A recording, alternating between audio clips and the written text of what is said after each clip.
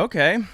Well, why don't you introduce yourself and we'll kind of start from there, kind of what you do. Yeah, my name is Jules Marsh. I am current captain of Kelpful, worker-owned cooperative that we started almost about 7 years ago now. And we are a seaweed company that has been in the seaweed industry for a little while now, doing everything from consumer awareness and making products to educational experiences, and it's been quite a journey. Yeah, that's crazy. So, how did you get started in doing that?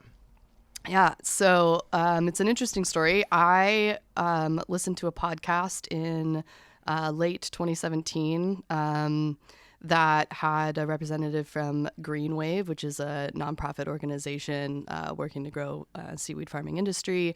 And they had a training program and were launching farms on the East Coast. And I heard about a lot of different seaweed farming operations that were happening there.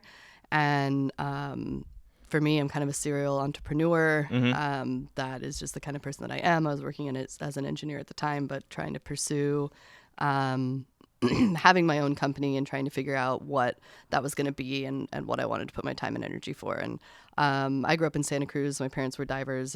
My brother's a professional surfer. Oh, nice. Grew up in and part of the ocean. And so it's always been a big passion of mine. When I studied engineering, I studied renewable energy, wanted to work in sustainability. That was my focus. Lived in Costa Rica for a little while. Oh, nice. Worked on some renewable energy plants there. And so I wanted to do something that was impactful for the earth. Yeah. And when I learned about seaweed farming, it kind of checked every single box for me, including like the dream of like having an ocean business. And so I came up with the name and started Kelpful. And then a few months later was in contact with Melissa, my business partner. Yeah. We had never met before, and we discovered that we listened to the same podcast at the same time. Oh, really? And both started two separate seaweed companies. No way. In You're like, in it's SLO meant to- County. Yeah. Yeah. That's hilarious. Yeah. So we had one lunch and we were like, yeah, we're merging. Oh my gosh. What are the chances? Yeah. You're like, it's got to be there. It's got to be We're there. joining forces. We're joining forces. Yeah. And so it was pretty rad. And we've had various people work with us and different employees. And really the base core team that launched Kelpful those first couple years was just made up of women.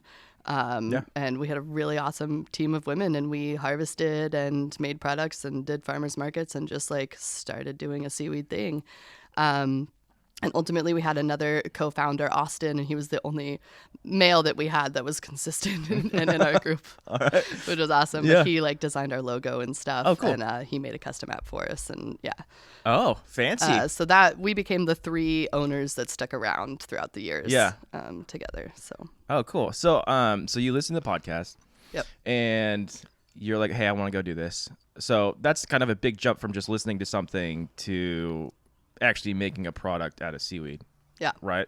So how do you bridge that gap? Did you go do some training? You said there was something like on the East Coast that they were making. That's based off the podcast, right? Yeah. So there's also a book out, and I get people all the time on my tours and stuff. They're like, I read Eat Like a Fish by Brendan Smith, who is the founder of Green Wave, and it gets people really stoked on seaweed farming. But we learned very quickly, so we wanted to farm in the open ocean. Which is, yeah. That's not possible in California. So this is back in 2017, and I learned that wasn't going to be a thing that's possible. Regulatory, it's a very long story, and we can maybe dive into some of that later. Yeah, great. And so the direction that I went was, well, how can I support Coastal Commission, California Department of Fish and Wildlife? How do I network? How do we build the industry out here? Yeah. And so I went more of like that research route, project route, support route, and Melissa had done not the opposite, but she did a totally separate thing where she was like, well, I'm going to wild harvest and still figure out what to do with seaweed. Yeah. So she started drying it and making stuff with it and forcing it on all of her friends and family. And so we had two halves of a business when we joined. And actually the first thing that we ever did was a cooking class with Seaweed. Oh, cool. And that was kind of our test to see, Yeah. are people even interested? Right. Would we have a thing here before we like decided, yeah, we're going to make products and like launch a bigger company? Right. We said, let's test this. So we invited friends and family to this dinner. It blew up. We had 2 journalists come. It was the first time we were ever published. There were people that showed up that we were like, how did you even hear about this event? We had like over 50 people. It was this community dinner. We had set up stations. We wild harvested all these different species. I made different ice creams with it, and we made a whole meal together, and people had the recipe cards and would like cook with it. And then we all sat down and had a meal, and we gave a bunch of education about seaweed, and they were like, what can we take home? And so we literally were like, well, we have all this stuff that we dried in cannabis drying racks in the backyard. You want some? And they were like, yes, and literally throwing money at us. So we were like, we don't even have the permits in place to even distribute it. to even be doing this right now. But if you want it, we'll take, yeah. We're like throwing stuff in little Tupperwares. It was hilarious. But it was really affirming, like, oh, okay, people want this. Yeah. People don't know what they're doing, and they want someone like us to show them. Yeah. And so that was like the tipping point. We're like, okay, we should make products, and we wanted to figure out like what's the easiest way to introduce people to seaweed. And that's why we started with seasonings, because being able to sprinkle a little bit on anything, pretty easy.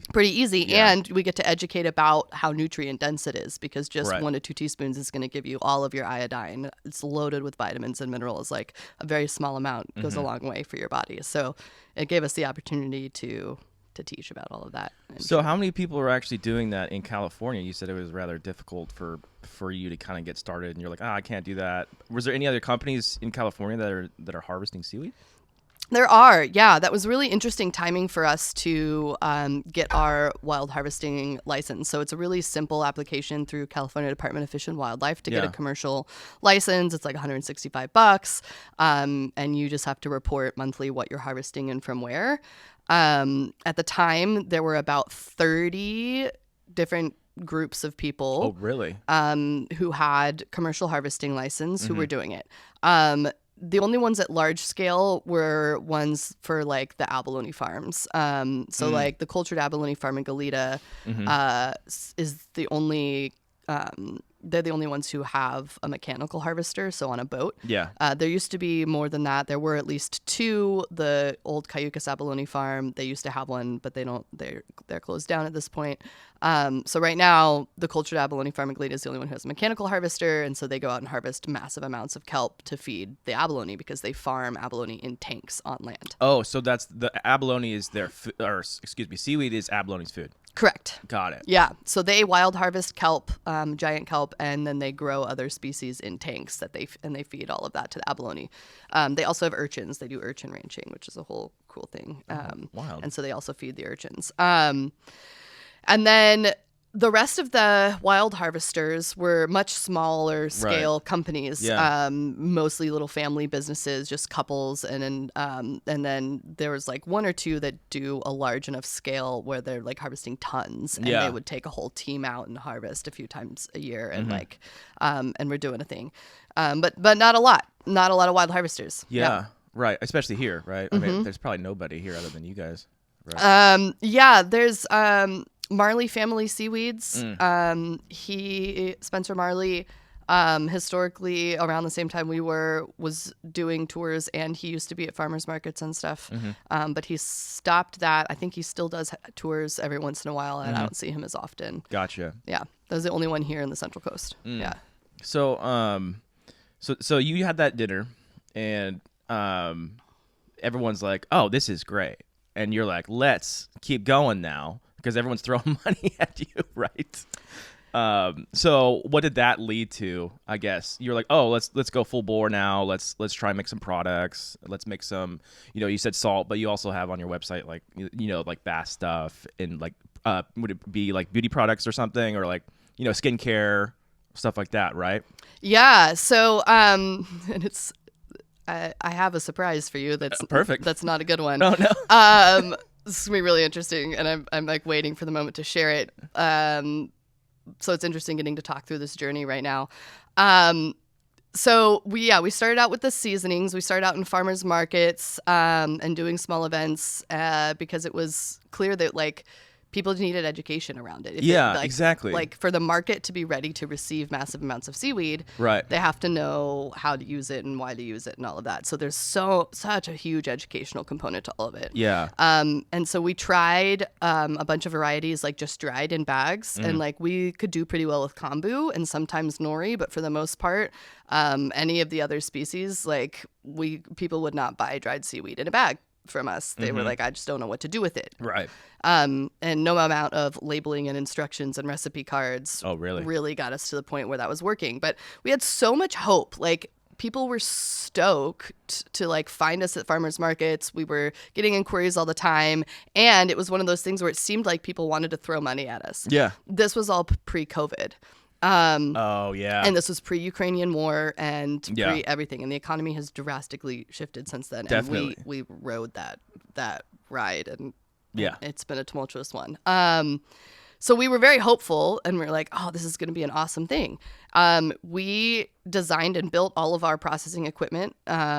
So like we designed our own washing situation. We called it the Seaweed hot tub.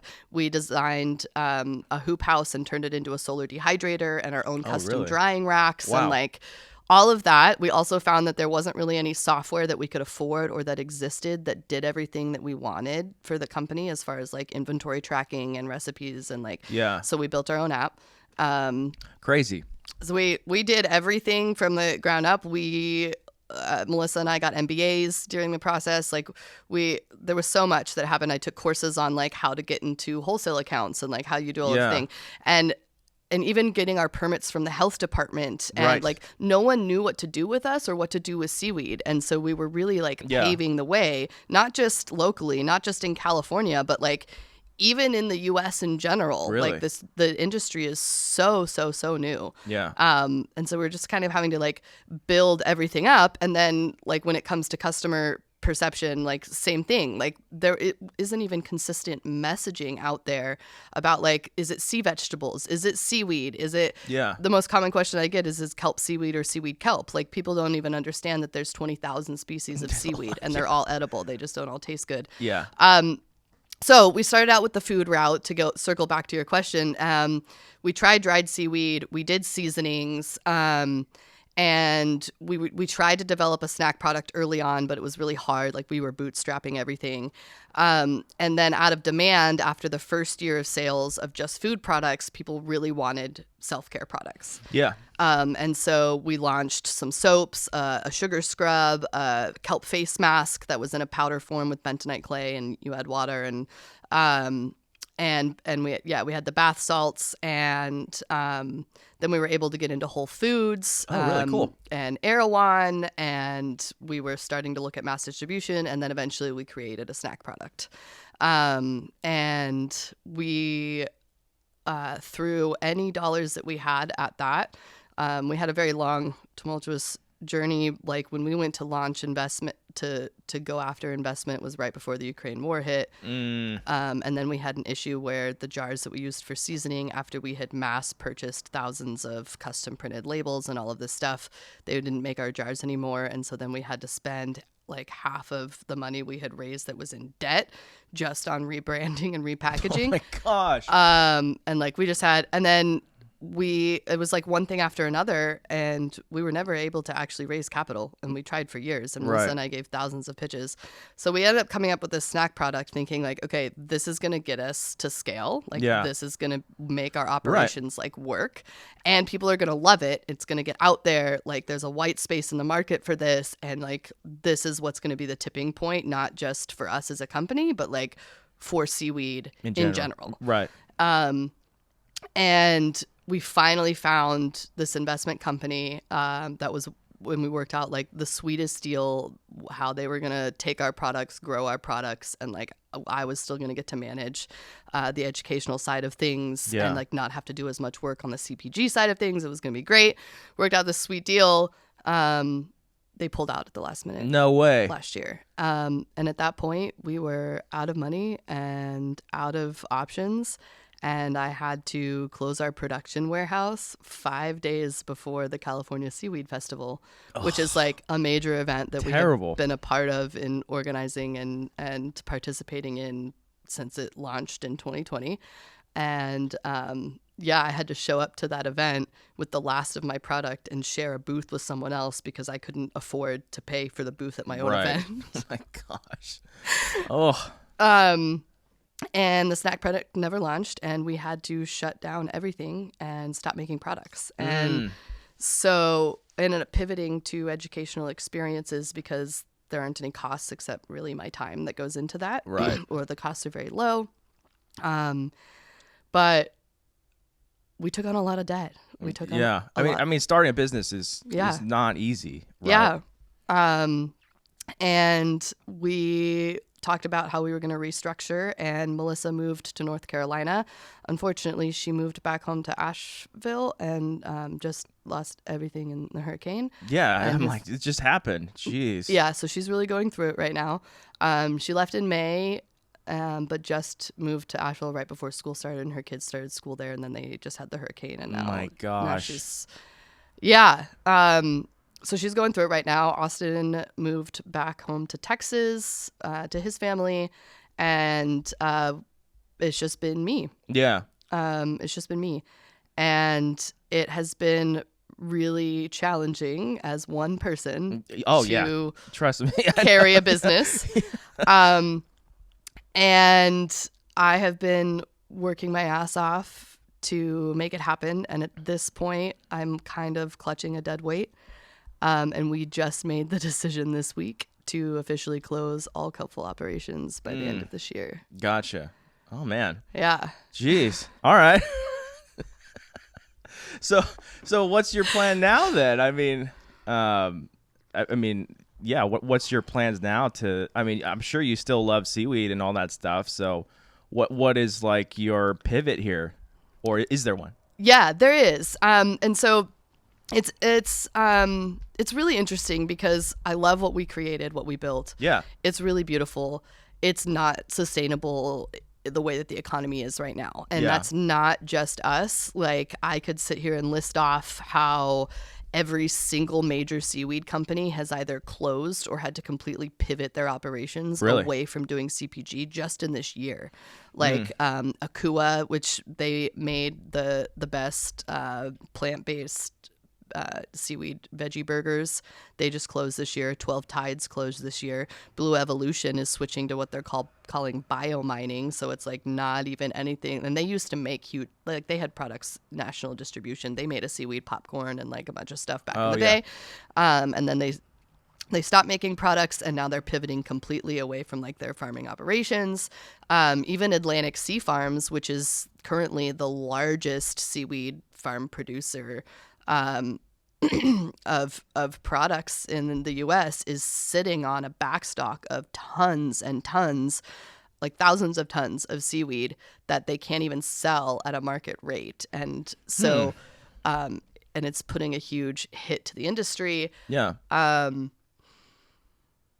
The food industry as a whole right now is like tanking. I have friends closing their restaurants because they're not sustainable. The only way Yeah. that anyone's able to make things work is by having a bunch of different streams of revenue. Even the restaurants are having to do like special events and like all Right. of this other stuff to bring in other options to even like be able to continue. Everyone's feeling it right now, and we're super struggling, and food brands in particular are struggling. But like the seaweed industry just doesn't have the infrastructure that it needs, from literally the equipment to be farming and processing to like the market being ready to receive it and Yeah. somewhere for that seaweed to go, and like consumers being ready to purchase it at prices that work and make sense for the amount of labor that goes into it. Right. So like the system is broken, and also it's just so new and it's too fresh Yeah. in the US, and it needs funding, and no one's able to get funding. So, but everyone eats. I mean, maybe this is different, but like everyone. I mean, a lot of people eat sushi, right? There's a lot of seaweed in that, and ramen and all those stuff that we eat. Is that still just a small distributor, or is that a small part of the market? 99% of that is coming from China. Yeah, that's what I'm saying. Like, Yeah. it would be better if it was made here, obviously. Yes. Oh, yeah. 100%. Yeah. We need the capital, Right. the funding in order to put those operations in. But if we started farming nori in the U.S., oh my God, That's that what would be I'm huge. Yeah. That's kind of what I'm thinking. I'm like, nori and, kombu and all that stuff, we all use that in a whole bunch of stuff. Yeah, and there's all of these different varieties. Like, they all have different flavor profiles. Yeah. I mean, there's one that tastes like truffle. Like, there's huge potential across every market. I mean, and there's research being done. Like, it reduces methane, and so they're using it as feed for cattle because it reduces the amount of methane that they produce, which is like huge for the environment. There's so much potential and so many uses for it. Yeah. We just actually need people and funding Right. to do the thing and make it happen. And that's been the challenge. Like, I can't even count how many grants that we have gone after that we haven't received. And when I say we, it's not just Kelpful. Like, we've put together massive teams of like several organizations and worked with Cal Poly and UCLA and UCSB and like there was one that was like an SBIR, which is small business grant, that we thought we were pretty much a shoo-in for with this massive, amazing team. And of the 10 projects that were awarded this phase 2 grant, not a single one was in aquaculture. And then there was this other grant that also felt like we would have some serious potential because the project that we were proposing was like going to be really huge in permitting and everything, not just for California, but the West Coast. And from that grant, it was a global fund. They didn't fund a single U.S. seaweed project. Really? It was just a seaweed grant Yeah. globally, and they didn't fund a single U.S. seaweed project. Yeah. Man. Yeah, because I'm like, dude, there's so much sushi places here. I mean, just here in general. And They can be used way beyond sushi, like outside of the Asian markets. Exactly. Like that's what I'm just saying for like starting up, like Yeah. that's obviously where you're going to hit first, right? But yeah. All right. Well, why don't we go over some of the seaweed stuff then? I mean, I don't want to give too much away so people can go to your classes, but no, it's all good. Yeah. So I apologize jumping back. Like, here's the pivot. No, it's all good. So, because it'll tie into answering those specific questions. So I'm going to officially cease operations at the end of the year. So I'm trying to get any and everyone into everything that I can offer between now and then. Gotcha. But the culmination and how kind of Kelpful is like ending and putting out all of the knowledge and skills and experience that we have created during the last 7 years. We're going to be publishing a book, and I'm trying to get it out next year. That is going to tell our story. It's going to tell the story of the seaweed industry. It's going to have information and links. There's a live updated database online that keeps track of all of the seaweed producers in the U.S. So that you can see who's doing what. And then we're going to publish all of our recipes to all of our products. Oh, nice. In there so that people can make them themselves. And then I'm going to have specifics on here are all of the varieties that I teach about and how to specifically cook with them and their different flavor profiles and like a lot of really in-depth information of species specific stuff. Yeah. And all of our foraging practices and stuff. Oh, cool. So it's going to be this all-encompassing book. Yeah. That has all of that information, and we're going to publish that because nothing like that currently exists. Yeah, I can't think of anything for sure. Yeah. All right, so why don't we go through some of that stuff, I guess. So what I guess strain or variety did you start with? So we started with a couple different ones. Giant kelp, obviously, because it is what makes up all of our kelp forests here. It's the most abundant. It's also the fastest growing organism on the planet. It grows 2 feet in 1 day. Really? Yes. It's crazy. So you can harvest it and come back and harvest more the next day. Yeah, right. So, You're like, hey, I just cut that. Yes. Yeah, exactly. And nori, because nori is one that people are most familiar Yeah, with, definitely. making up all the seaweed snacks, and it's what we found has been the most delicious when processed the right way. So, those were our two main ones. Yeah. That we. Well, I mean, we started out trying all of them, but like making products, those were the two big ones that went into all of our products. So, so take me through kind of the process. So you're like, okay, because you're out of Morro Bay, right? So is there a certain spot, or, if you're like, oh, this is good or not good, or how do you go about harvesting it from the ocean? Yeah. So the first thing that anyone needs to do is go to the CDFW website, the California Department of Fish and Wildlife, to check regulations. So if you're harvesting commercially, you got to get the commercial license. Right. If you're harvesting personally, you can harvest up to 10 pounds per person per day. Mm-hmm. You don't need a fishing license or anything, but you should look at their website because there are certain areas where you can and cannot harvest seaweed. Mm-hmm. So if you're in a marine protected area, an Probably not a good MPA, idea. you are not allowed to harvest from that. Yeah, Makes there's sense. basically quote unquote fishing blocks, and it's funny that they still call them fishing blocks, but there's fishing blocks, there's actual kelp bed locations where you can and can't harvest from.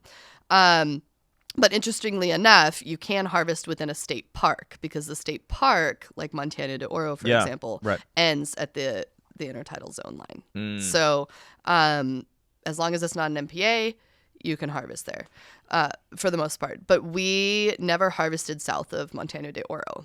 We try to avoid Diablo and Right. really... For obvious reasons. Yeah, seaweed needs rocky substrate. Okay. Most of these varieties need a good tide pool where the water comes out. It's like shallow over rocks because seaweed needs access to sunlight to grow. It utilizes photosynthesis.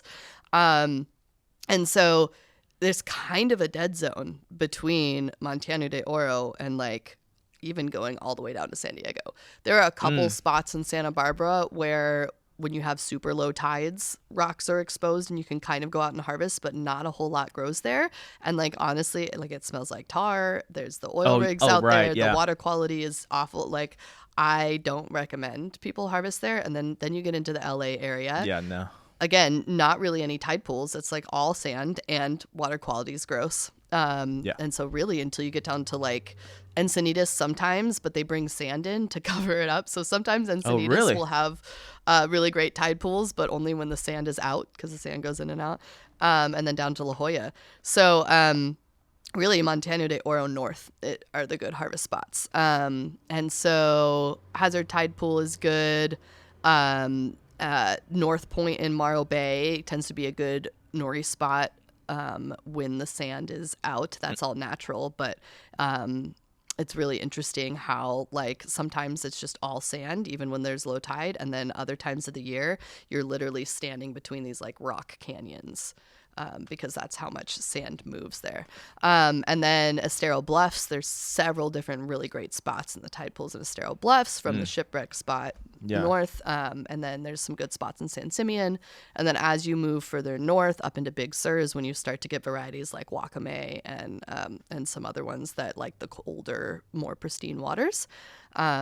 And so as you go north, you get even more varieties and more of an abundance all the way up to the Pacific Northwest. Right. Is there spots like Avila or Pismo or Shell anywhere in there? Not really. No. Yeah.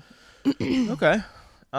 So then you do that, and then you harvest it from the ocean, and then what's the process to get it kind of ready to go out for products or however you guys do it? Yeah. So we would harvest at low tide because you could just walk out on the rocks. So you forage from there, and we really just call it pruning because we leave what's called the hold fast on the rock, and you're really just trimming the tops, and they grow back really quickly.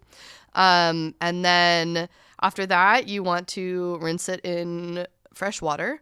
But you never want to let it sit in fresh water because when it's exposed to fresh water, it starts releasing all of its nutrients. The water gets slimy. That sliminess is alginate, and that alginate is what's packed with the vitamins and minerals and nutrients that you want. So you want to preserve the integrity as much as possible. So while you want to rinse off any like sand or sometimes little snails or whatever, you want to rinse it thoroughly. You don't want to let it like sit. And then you either use it immediately, or in our case, we always dried everything because that was going to be the easiest way to store it. You can store it indefinitely. Right. And so then you just lay it out to dry, and it does the best and preserves the most integrity drying in the sun, because that's what seaweed is meant to do. Like, I'm convinced that seaweed's the actual fountain of youth, because it is meant to dry out in the sun indefinitely, and then when the tide comes back in, rehydrate and continue to grow and thrive. Right. Some of these species, because of how they reproduce, you could harvest them, dry them in the sun, keep it in a paper bag in your pantry for years, bring it back to the ocean, and if it has sunlight and nutrients in the water, it's going to come back to life and Really? keep growing and potentially even reproduce. Oh, really? Wow. I didn't know that. That's crazy. Yeah. So how would you say, like if people want to do this at home, how would they dry it, like, safely, or, like, you know, so that nothing goes funky with it? Yeah. You can lay it out on a sheet or a towel in the sun. That is the most recommended way to do it. But you can also put it in the oven on super low, as long as you watch it, because it can, like, burn out. Yep. Or a dehydrator. Yeah. Yeah. Yeah, we have that little Instant Pot, and it dehydrates stuff. Yeah. That's nice. I don't know how much seaweed would fit in there, but it's just a little bit. Yes. You know? Yes. If you're doing giant kelp, we would hang it up on a clothesline with clothespins. Oh yeah, I think I did see that on the video, which is kind of cool. Yeah. That's cool. What would you say is, like, some of, like, people's misconceptions or things that people don't know, like what you just said? Like, is there more stuff like that you have somewhere, like, locked away in your brain? So, like, oh yeah, you just said that it could rehydrate and it could possibly grow again. Yeah, which is wild. It's wild. Yeah, that's crazy. Yeah, we need to be able to tap into that. Like, yeah, it basically sits dormant, dried out for, like, however long. Yeah, for however long. Yeah, I have so many. What are all my favorite fun facts? That's one of them. I love to teach people that they're all edible. Like, none of them are psychoactive and none of them are going to kill you. So my motto in the tide pool is literally, when in doubt, put it in your mouth. Because 20,000 species, like, you are not going to remember the names of all of them. You're not going to remember what they all look like. So just try it. Yeah. The only thing you're going to encounter out there that's an actual marine aquatic plant is eelgrass, surfgrass. That's a plant. That's not algae. Don't eat it. Yeah. It's also protected, so leave that alone. Yeah, but it's pretty obvious. It's grass. Like, it looks like grass. Yeah. Right. But everything else that you find out there that's growing is algae, and you can eat it. So just put it in your mouth. If you like the way that it tastes, take it home. This is great advice. Yeah. That's awesome. Yeah. What other things, like, is fascinating about seaweed that most people probably wouldn't know? I mean, I don't know anything about seaweed really, other than, you know, it's on the beach and it has a bunch of flies and yeah. You don't want to harvest anything that's been washed up if you're going to use it for consumption. No. Let me just rattle off some different things. So that alginate that I was talking about with the nutrients, like, your skin is porous, so you can absorb those vitamins and minerals through your skin, not just for your skin health, but just, like, for your body health in general. Yeah. So for people who can't consume it or don't want to consume it, like, you can use it in a bath product or just put it in your bath and soak that stuff up and take that slime and put it all over you. So, like, there's so many benefits to it. It's a really great fertilizer. So like, you can compost it, put it in with your plants and stuff. Yeah. Because again, it's loaded with those vitamins and minerals, and the nitrogen. What else? Yeah, all of them edible. There are some that have a high acidity level. Like, this one that's literally called acid leaf, but when you go to taste it, like, it's so sour, like a sour grass, and so bitter that you'd be like, oh God. And, like, you would not want to eat and that. Then don't eat massive amounts of it, because it definitely, like, the acidity content will hurt your stomach, but you can tell just by tasting it. So that's, like, it's such a funny motto, but, like, if you don't like the way it tastes, don't use that motto for mushrooms, but definitely use it for seaweed harvesting. That's awesome. Let me try to think of what are all. I have a little sheet of, like, all my favorite fun facts. I'll try to remember what some of the other ones. No, that's fine. Yeah, you can use it in literally everything. It always tastes so different from what people expect. So like nori is going to taste the most like quote unquote fishy. It's Yeah. that like very specific umami flavor, and a lot of the brown Aussies as well. But when it comes to like so many of like the reds and the greens, like there's one that literally tastes garlicky and buttery. Really? Like that's the truffle of the sea. Like that's pepperdolls. It tastes like things that you like wouldn't even expect. Sea lettuce Yeah. literally tastes like a lettuce. Really? People expect it to be salty, like all the seaweeds, but once you rinse them in fresh water, that salt water comes off the surface, and so most of them aren't salty at all. So that's like a common misconception is like it does. Most of them aren't fishy and most of them aren't salty. They all have such a vastly different flavor profile. Their DNA structures are super different. Like, there's so many different types of kelp. There's giant kelp, bull kelp, ribbon kelp, sugar kelp, winged kelp, like so many different types of kelp. Yeah. Their DNA structure, like from one kelp to another, is so vastly different, even though we're calling them all kelps. Yeah. Basically like saying mammal. It's like us to an elephant is like giant kelp to bull kelp. Right. From a DNA structure level. They're all so vastly different. And they have superpowers. They have superpowers. Yes, seaweed Okay. has superpowers. So each variety is different in like the levels and what type of nutrients that they produce. But they all have like varying properties and various things. And like there's something called fucoidins, and fucoidins are literally antiviral. Like they fight against viruses. And there were people that were working on like an anti-COVID nasal spray based with kelp. Oh, really? Because kelp could fight against they had studies and research done that like it was actively fighting against the COVID-19 virus. So like we used to make an immunity broth mix that included kelp and nettles and all of these other things. Yeah. That was so nourishing because it literally will boost your immune system, not just with the vitamins and minerals, but like with its own superpowers. Seaweed has the ability to break down inorganic matter and convert it to organic matter and be safe for consumption. Really? So like they've been using seaweed to clean up bays, and like there's seaweed farming that was happening in the Hudson River to clean up the Hudson River. And when they tested it, the arsenic levels were above what's safe for consumption. They weren't like insanely above. And so it's like they could do a few years of cleanup, and actually ultimately you could consume seaweed that's being grown in the Hudson River or in a disgusting bay. Like it'll take some time. Yeah. But like Sure. it's so the seaweed uses a process called sequestering, because it's not a plant and it's not an animal, it's its own organism, just like fungus is its own thing. Yeah. Algae is its own thing. And while it does utilize photosynthesis, which is similar to a plant, it doesn't suck in nutrients through its roots. It does through every cell in its structure, from the water around it. And, and it's like a filter. Right. But so like it's interesting because if you think about oysters, they literally filter where like goes in and goes out. Yeah, I've seen pictures of that. Yeah. So seaweed isn't filtering in that it's letting anything out. Like the sequestering is literally sucking everything in. But then it's able to break down things that are normally bad and then still be safe for consumption later. So like it can take bad arsenic and convert it to fine arsenic and like be okay to consume. So That's it has crazy. these superpowers in being able to clean the water. Yeah. And then still being an amazing source for us. Yeah. That's wild. Yeah.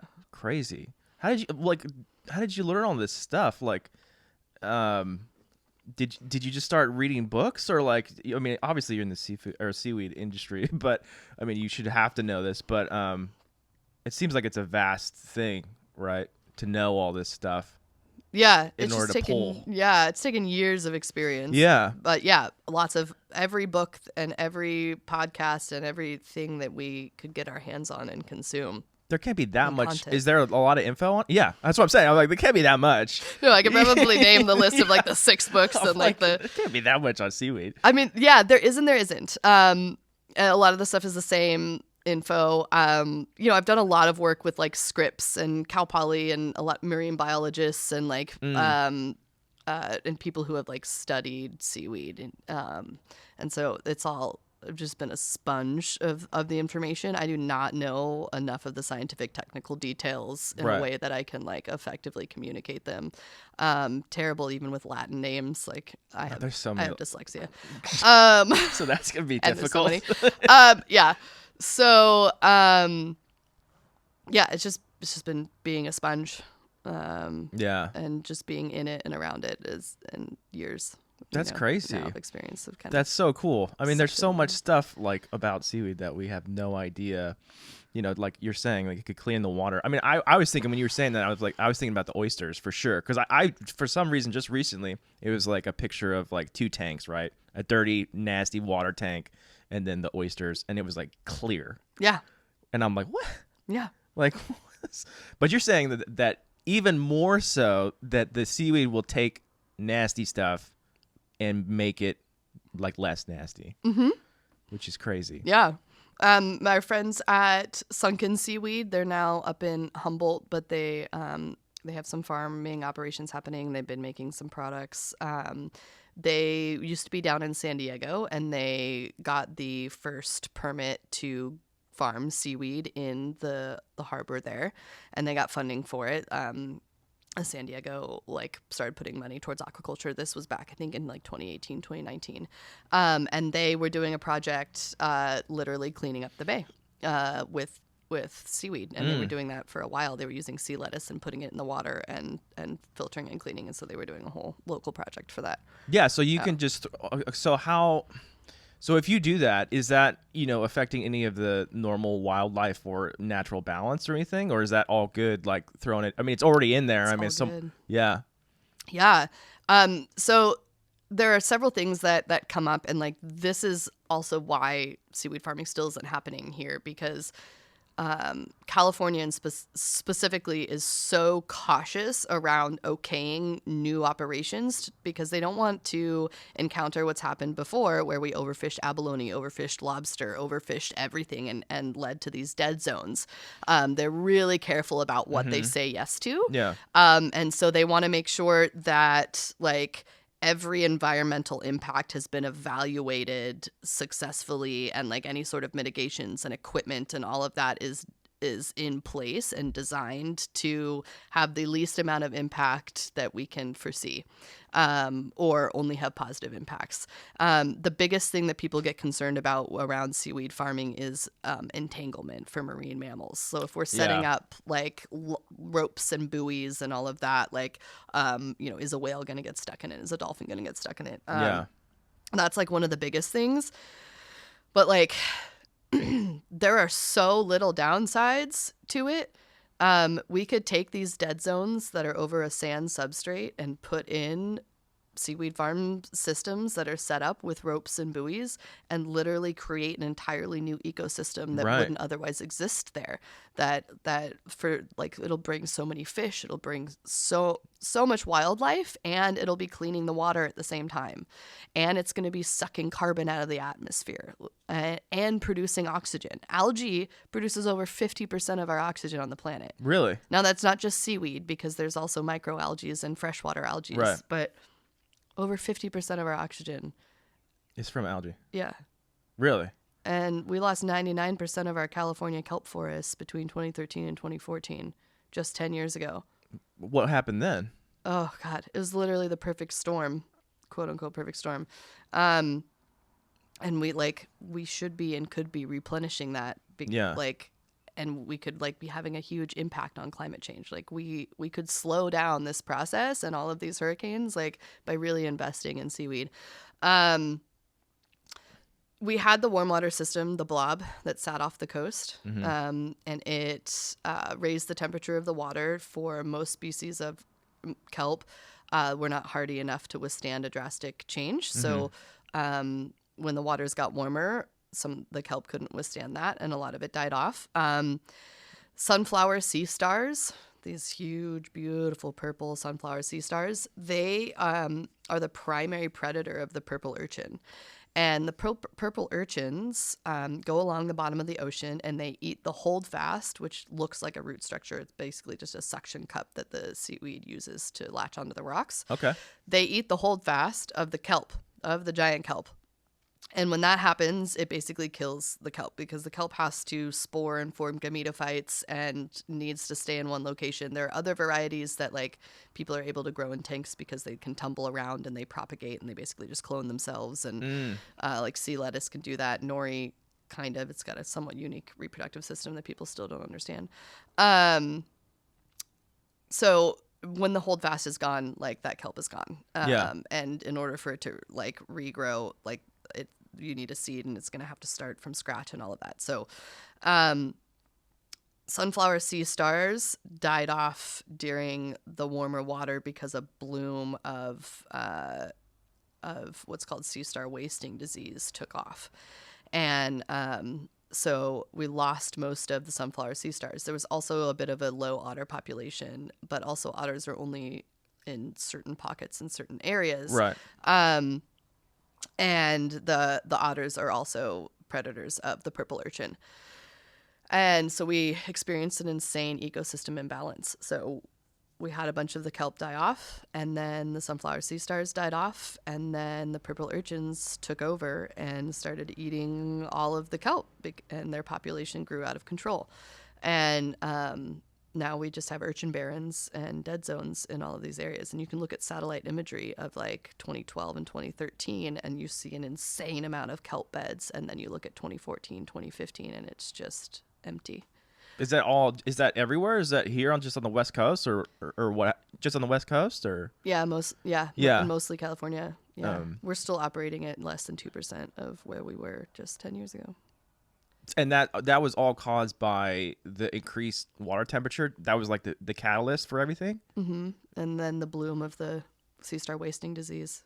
But like that was able to take off because of warmer polluted waters, because that's what happens. Right. Yeah. So that certain type of kelp or seaweed, it needs to have a certain temperature of water in order for it to, be healthy or grow naturally. Yes. And so you do see giant kelp growing even in the warm waters all the way down to Baja. And it's interesting. There's quite a bit of research happening and people trying to make movement in kelp forest restoration. And they have found emerging different genetic variations in different like strains of the giant kelp species itself that are more tolerant to heat changes. And there's some operations where they're like, well, let's just grow this one because we know this one has this, altered genetic sequence that's going to be able to withstand that. So, and it's interesting, a fact that I learned, I think it was from Altasea, I want to say, and their kelp forest restoration operations that they have happening in LA. I think I learned this fact from them, from their research, but that change that's been observed is like the fastest evolutionary change we've ever observed in an organism in our lifetime. Oh, what happened? Yeah. Then like the kelp developing this heat tolerance. Yeah. So it's pretty interesting that we're like witnessing nature respond. Yeah. Yeah. So potentially, though, I mean, obviously this is a whole thing, but potentially you could replant that with a more robust, I guess, and adaptable strain, and put it back. Mm-hmm. That's more like, I mean, how often is that drastic of a temperature change happening? Is it happening more often, or is it just like that year was a fluke, and it was like? It's happening more often. It's happening more often. Yeah, and I would say so. It's very interesting, like what we're observing with changes in ocean temperature and climate change and severity of natural disasters and frequency of them. And it's been really interesting, even just locally, trying to watch and track the seaweed. While typically there are seasons, quote unquote seasons for seaweed, What we've been witnessing the last several years, or just while we've been in this, is not a lot of predictability in what species are growing when. And I think a lot of it is related to the temperature of the water, but also different nutrient blooms that occur, different storms, and all of that. And there have been times where we thought nori was going to be growing until October, and like last year, it stopped in August. It all died off, and we didn't see it come back until May, and that was crazy. Because Did it have to do with the rain that we had at all? You don't know? I don't know. You don't know. We had a weird nutrient bloom where the water got murky and gross in August of last year, and I watched all the nori die out, and then it just didn't come back. And normally I'd start seeing like baby nori growing in like March. Did not. And normally, like the season that I would expect for sea lettuce drastically changed as well, and it was flourishing in what would have been the quote unquote winter.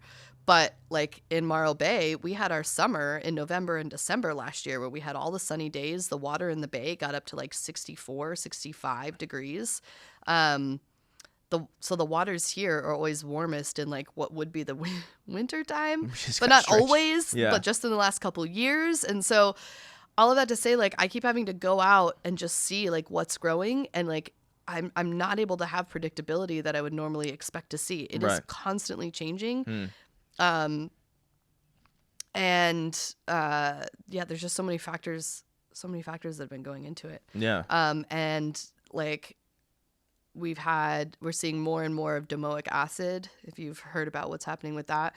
So domoic acid is actually a microalgae that has a neurotoxin in it, and it's this vibrant bright green microalgae that grows in the ocean, and it loves warm polluted waters. So 2015 we had a really intense bloom, and then the last several years we've been seeing it, and there have been a bunch of marine mammals, sea lions in particular, that have been getting sick and dying from the algae, from that algae, because it's in the fish that they're consuming because the fish have eaten it. And it takes a high level of that to like have impacts, but it can cause seizures and hallucinations and like brain damage. And so like this last summer, like we had so many sick sea lions in Santa Barbara up north, and we encountered a few out here that were all affected by this. And so we're seeing like more blooms on that. And I saw that you had a question about like red tide. Yeah. Red tide is similar. It's a microalgae. And so when I say that we get these like nutrient blooms, typically there's a microalgae involved. And while the concern itself isn't the microalgae, it's what feeds on it and what like is brought in with that bloom. And typically there's high levels of bacteria, because the bacteria will feed on the algae and other little microorganisms that can make us sick. Yeah. And so being in the water can be dangerous, but also harvesting. Yeah. And even just a few weeks ago, I took some folks out, and one was a chef, and she was really excited to learn about all of the things. And when we got out there and I looked at the water, I said, I don't even want to have you guys taste any of this. This water doesn't look okay, and I don't know what's in it. It kind of looks like domoic acid. Yeah. I can't recommend that we take this, that we harvest this today. And that was super surprising because the waters had looked pristine 2 days before. Really? Yeah. Huh. And so while the concern isn't that it's like in the seaweed, because like seaweed's not going to absorb a microalgae. Yeah. On the surface, it could still have things that are dangerous. It could have that microalgae on there that has the neurotoxin in it. It could have bacteria that's been brought in from those blooms. There could be other little microorganisms on it. And I can't like confidently say or recommend that washing it in fresh water is going to eliminate that. Yeah, right. The red tide you just kind of touched on, is that a natural like cycle in the ocean at sometimes, or is that like because I feel like a couple times a year when I was surfing, it would happen, and I go in there and I didn't know, and then I was sick, and I was like, I shouldn't have surfed, Yep. Yeah. So, but that's like it seemed like, at least to me, it was like a natural kind of a few times a year that the ocean kind of did that, and I should be in it. Yes, yeah, and like my my brother, who was a professional surfer in the 90s, he would often go out and he would just know that he would get a sinus infection Yeah, after. exactly. So it is normal. It's a microalgae. Like Yeah. it is, even with the domoic acid. Like these are all part of nature. Mm-hmm. They do grow. They do occur. We are seeing a higher frequency of these blooms because they love warmer, polluted waters. Mm-hmm. So we're seeing it a lot more. And like just to speak to what changes I've been seeing the last few years, like I'm in the water essentially every day. I have a nonprofit that's a club that we do breathwork and cold plunging in Morro Bay, and we go out nice. 6 days a week. Like I'm in the water, whether it's in the tide pools or like with the cold plunge club, like every day. And so I'm always like looking at the water quality and encountering all the things. In the last year, I have gotten 2 staph infections, like skin staph infections, just in the last year. Oh my gosh. And like the water didn't even look that bad, and there were no warnings out for red tide. Yeah. But like that's unusual. And I had some other folks who were also in the water that also got them. And like the water looked a little murky, but like there wasn't any alert for there being a bloom. Yeah. It looked a little murky, but we weren't sure. And then we got sick. Like I'm seeing so much more of it, and I'm literally encountering it on a more regular basis. It's crazy. Yeah. And so again, like while the red tide itself is just this microalgae that isn't actually harmful, it's everything that it brings with it and can sit in it. Yeah. Yeah. That's not fun. Yeah. All right. What else do you want to add before we kind of wrap this up? And where can people find you? I mean, I don't know where you're still doing classes and stuff, and I mean, people will still want to know, I'm sure. Yeah. So, there's a couple things. I will be keeping the Instagram going, social media, because that's not operational cost wise. Yeah, right. I'm going to keep it up for a bit, especially because we are going to do the book. By the end of the year, though, the website will be gone. The booking software will be gone. But I'll be rolling out all of this. We're going to do like an announcement and all that in the coming weeks about it. So Instagram is still, even after that, going to be a good place to continue to follow. We'll be publishing the book. And then I have a new pivoted project that I'm working on that's more of a longer term because I want to get through the book and like really wrap up Kelpful. But I am really in the mushroom farming world now, Nice. working with Mushrooms on Main in Cambria, doing farming and like getting that business launched to a particular scale. And have found that there's so much crossover between algae and fungus and like It seems the to be seaweed similar, and mushroom yeah. world. Yeah. And as a chef and working with restaurants and in the chef world and doing the educational experiences that I have been with Seaweed, I've discovered that like there's a huge white space here in the gourmet mushroom and functional mushroom realm as well. Yeah. People don't know how to cook with them, what to cook with them. Right. And like I weekly prepare food that we sell out of the store at Mushrooms on Main, and I'll be doing educational workshops around mushrooms with that as well. And working on a new hybrid nonprofit called Lichen. Lichen is a hybrid organism of algae and fungus. Oh, nice. And so I'm going to be still bringing in the educational pieces of seaweed in with the educational pieces of mushrooms. And maybe at some point we'll have like some product offerings that are super nutrient dense that combine mushrooms and seaweed. That's cool. So that is the longer term project. Yeah, you got to wrap up what you got going on and then kind of work on the next stuff. The next one, yeah. Okay. Well, why don't you, I guess, plug the Instagram and anywhere else you want people to find you, and I'll post it there, and I'll put all your info down for sure when I post this. But yeah. Sounds good. Yeah, it's at Kelpful_CA for California, because when we launched our Instagram, somebody else had the one that was Kelpful, even though it hasn't been used in 10 years. And my Jeez. personal one is Captain Kelp. The captain's with a K. Okay. Cool. Anything else you want to add or anything else while we're wrapping up here? No, I mean, just people should get to know Seaweed and support your local seaweed farmers and producers. Yeah. The ones that are still left. Yeah, exactly. Definitely should. Yeah. Okay, sweet. Well, thanks for coming on and coming out,